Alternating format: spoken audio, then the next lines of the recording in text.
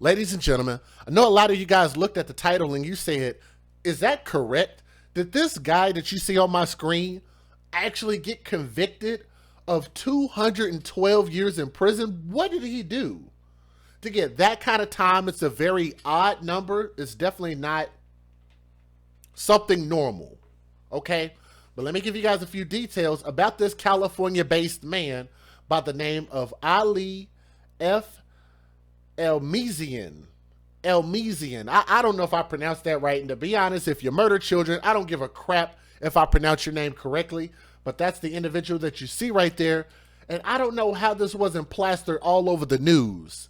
Because once y'all hear what this fool did, like he looks like a sleazy, scamming slime ball. That's gonna be his nick. That's gonna be his name. Let me see if I can get a good picture of him up here. The man that you see right there taking a freaking selfie. That scamming, sleazy slime ball by the name of Ali. He is 45 years old, and he received the maximum sentence for his crime of 212 years. But let me give y'all the details. Ali F. Elmezian, 45 years old, is a cruel dad who has been jailed for murdering his two autistic sons. His two autistic sons. And I know a lot of you guys have been listening here lately that there have been a lot of murders of autistic sons. And I want you guys to remember that babies' lives matter. And I also have another hashtag saying where we say hashtag babies for benefits. Can y'all post that in the chat? That belongs to the AFC. When you use it, let them know where you got it from. Hashtag babies for benefits means that these people like him, who's smiling in the midst of this, only have these children for the benefits that they can get off of these children. Hashtag babies for benefits. Let me tell you why. This man staged a car crash in order to cash in on their life insurance policies. Now, you guys know that I am a very big advocate for getting life insurance. But I'm also a big advocate for babies' lives matter. So we have to understand the difference. This dude, Elmezian, is Egyptian with no legal status in the United States of America. How about that? That's the guy that y'all see right there on my screen who is in this country with no legal status. To be honest with you, that should never happen for any reason. That's not in accordance with the law. And I'm all about us being law-abiding citizens. And that's not according to the law. I don't think anybody here who was without papers should be here. To any and everybody. I think that everybody should understand that America should stand on the principles that it built. If we have laws, we should follow those laws. Does everybody understand that? This ain't a racism thing. It's a lawful thing. Right? Let's move on. The cold-blooded killer drove the car with his ex-wife, who y'all can see right there, with his ex-wife and two youngest children off a wharf at the port of Los Angeles in April of 2015. He escaped through the open driver's side window of the car and swam to safety while his ex-wife escaped and she was rescued by fishermen nearby. The couple's two sons, who was ages 8 and age 13, tragically drowned. Why did he do this? Elmezian had bought more than $3 million worth of life insurance and accidental death insurance policies on himself and his family from 8 different insurance companies between the years of July of 2012 and March of 2013. Everybody catch that?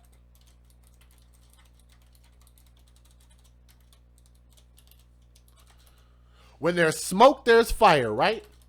And I want you guys to remember, I don't know if you guys remember, what was that? When was the Twin Towers? That was 9/11? You guys remember that when there were insurance policies that were changed and upgraded? I'm not going to throw anything out there, but what I will say is there's smoke, there's fire. Let's move on. I don't want to get flagged for my stream. Let's move on past that. Let's Let's move right on past that. He bought $3 million worth of life insurance policies from multiple companies. They said 8 different insurance companies.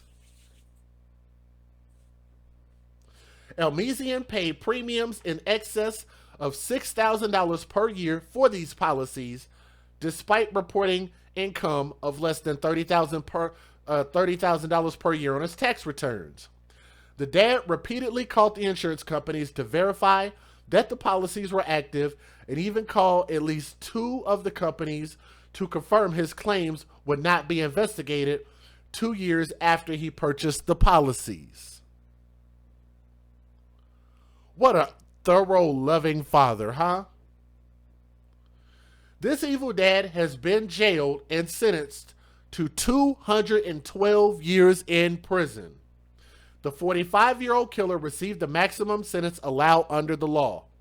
I think that's pretty sufficient. The U.S. District Judge John F. Walter called the scheme evil and diabolical, as well as vicious and callous.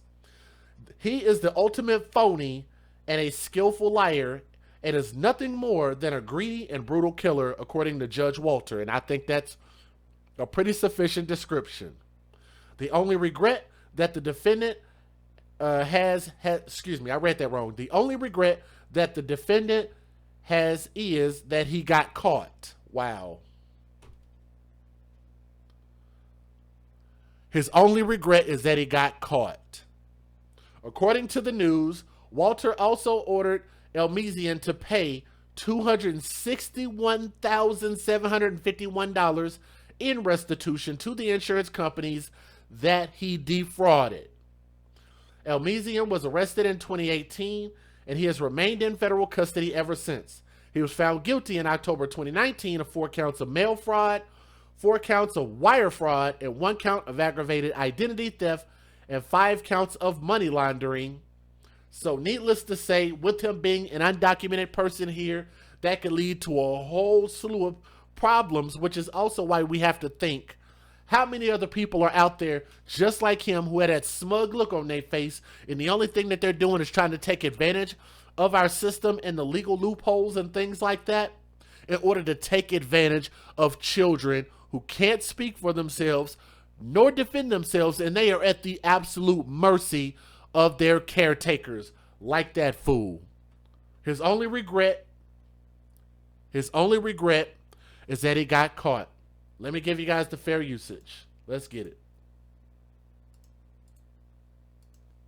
Federal law allows citizens to reproduce, distribute, or exhibit portions of copyrighted motion pictures, videotapes, or video discs under certain circumstances without the authorization of the copyright holder. This is called fair use. It is allowed for purposes of criticism, news reporting, teaching, and parody, which doesn't infringe of copyright under 17 U.S.C. 107.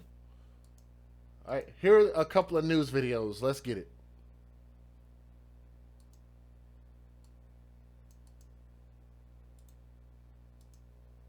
As the judge said today, our children are the ones that should be protected. To turn around and then murder them in cold blood for insurance money is the most horrific thing that I can think of. As the judge said today, our children are the ones that should be protected. To turn around and then murder them in cold blood for insurance money is the most horrific thing that I can think of. It seemed to first responders a tragic accident. A father and mother escaping, but their 2 autistic sons, ages 13 and 8, submerge and drown. Now, a backstory unraveling in federal court. The dad, Ali Elmezian, here appearing despondent, is accused of setting it all up to collect on insurance. His former wife, Rahab Daib, testifying for the prosecution that the car accelerated toward the sea. Especially terrifying because she couldn't swim. Question: did he turn? No. Brake? No. Did he make any effort to help their sons, El Hassan and Abdul Karim? Answer: no. Speaking through an interpreter, the Egyptian immigrant says that it was a fisherman who threw her a life preserver, that Elmezian, who had swam to the dock, never left a ladder to help her. About insurance, The defense raised questions about multiple documents that Daib had signed, alleging she was in on the scheme. Daib says she was aware of policies he took out for him and herself, but didn't learn until 2 years later, after the drowning, when an attorney questioned her that Elmazayan had collected on the sons' deaths. She testified that Elmazayan battered, berated, and threatened her, saying, "Don't look at me or else I will take your eyes out from you," and that if you don't shut up, I will cut out your tongue. Seen outside the courthouse in the red. Y'all hear what he said to his own wife? I'm gonna let y'all hear that one more time, and I want y'all to listen at this thug. This what did they call it? A undocumented thug, a thug with no papers. Listen at this again. An immigrant says that it was a fisherman who threw her a life preserver, that Elmazayan, who had swam to the dock, never left a ladder to help her. About insurance, the defense raised questions about multiple documents that Daib had signed, alleging she was in on the scheme. Daib says she was aware of policies he took out for him and herself, but didn't learn until 2 years later, after the drowning, when an attorney questioned her that Elmazayan had collected on the sons' deaths. She testified that Elmazayan battered, berated, and threatened her, saying, "Don't look at me or else I will take your eyes out from you," and that if you don't shut up, I will cut out your tongue. Seen outside the courthouse in the red shirt, the eldest son, El Hussein, who was away at camp when the car went over the dock. He testified the dad was a bully, recalling a struggle to give medicine to one of the autistic boys, saying, "If you don't open up, I'm going to punch you, and while you are screaming, I will put it in your mouth." About motive presented here, Elmazayan was broke, had filed for bankruptcy, and Daib, she was undocumented. She testified that Elmazayan made her sign a certificate of marriage with a homeless man to obtain legal status. The defense is now set to present their case. A California man was sentenced to more than 2 centuries in prison on Thursday for his plot to drive his partner and 2 autistic sons off a wharf at the port of Los Angeles, killing his children, in order to collect life insurance money. Ali F. Elmazayan, 45, was hit with the maximum sentence for charges of wire fraud, mail fraud, identity theft, and money laundering in the scheme to kill his family for millions in insurance money. U.S. District Judge John F. Walter called it an evil and diabolical scheme during Thursday's sentencing. He is the ultimate phony and a skillful liar, and is nothing more than a greedy and brutal killer, Walter said. The only regret that the defendant has is that he got caught. Let me go ahead and play this last news video. That's just really sad, man. A Hawthorne man received a 212-year federal prison sentence for an act a judge called evil and diabolical. Ali Elmazayan drove his 2 disabled children and ex-wife off a pier at the Port of LA in a huge insurance fraud scheme back in 2015. The ex-wife managed to escape. Prosecutors say Elmazayan had planned the scheme for 2 years, acquiring $7 million in accident and life insurance coverage. After the deaths, he collected $262,000. His third son, who was away at camp during the deaths, said his father treated the graves of his late brothers as a bank account. How telling is that? And if that's not a perfect description of somebody who uses these children only for the benefits that he can collect from those children, that is the epitome of my hashtag, which is babies for benefits. This dude only had his family there and had those children and used them for what he could get off of them. Instead of him working and becoming something great, he decided to have children and turn them into essentially life insurance awards. That's just really sad. That's a really callous dude. Now, why they didn't sentence him to life in prison is beyond me. As far as I said, life in prison. He did get life in prison, but as far as sentence him to death, I just really don't understand that, because I don't see any reason why he should even exist. I think if anything else, maybe we have some experimental rocket ships out there that maybe we could launch him on and launch him into space and see how quickly he can survive without air, without atmosphere, and put him on like an experimental rocket shuttle and launch his ass into space. I don't understand how his wife at the time didn't see more warning signs prior to that maybe could have prevented some of this. But like I say, I think that's just incredibly cruel, and that man deserves every bit of being beat up in prison if that's what happens to him. But nonetheless, to those two souls, we don't even have names for them. We don't have pictures for them. To those two babies that had to suffer that, RIP. It's just really sad, man. But we're going to continue to stay on top of this and try to give you guys as many updates as we can with stories like this, and just use them as cautionary tales. And hopefully, if you see something, please say something. And I do want to give a shout out to the ex-wife and to his eldest son, who realized that something was wrong and they spoke it in court. Okay? I'm DJ Just Jay with the AFC. Thank you.